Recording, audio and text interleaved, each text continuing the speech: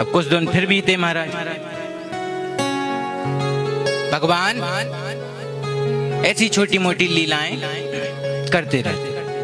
अब एक दिन की बात, भगवान ने फिर सोचा कि पहली चोरी तो मैया ने पकड़ ली, अब दूसरी थोड़ी पक्की वाली कर ली।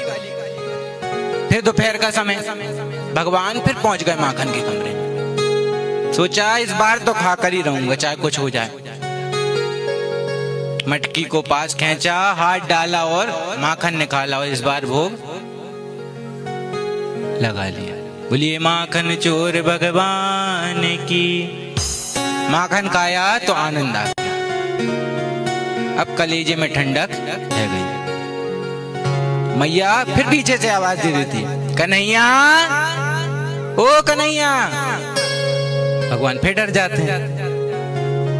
अब भगवान फिर अपने दिमाग में कोई तिकड़म लगाने लगते हैं, कुछ तो बोलना पड़ेगा, कमरे में आया हूं तो।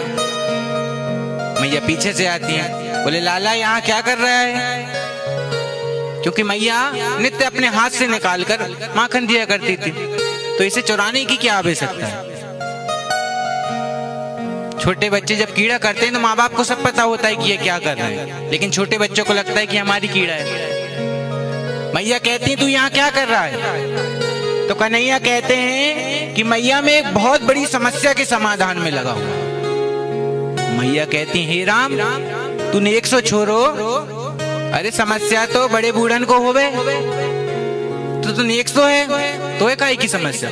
बोले मैया जो तूने सोने को कड़ूलो हाथ में धारण करवाओ है ना, जहाँ में जब सूरज की रोशनी पड़े तो जब हाथ जलन करे।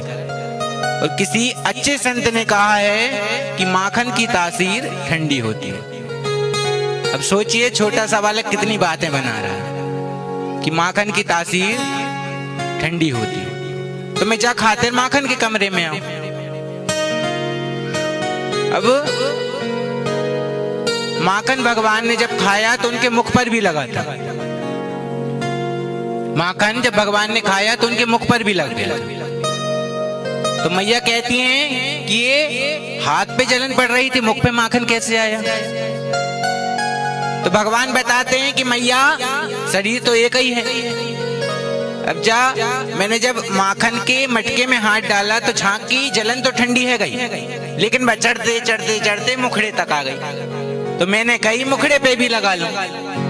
भगवान ने सोचा हो सकता है मैया ने खाते हुए ही देख लिया, तो कहे मैया जब मैंने मुखड़े पे लगाई तो वह जलन पेट तक पहुंच गई, तो मैंने सोची भोग लगा ही लूं। तो भगवान ने इस प्रकार भोग लगाया। मैया फिर प्रसन्न हो गई।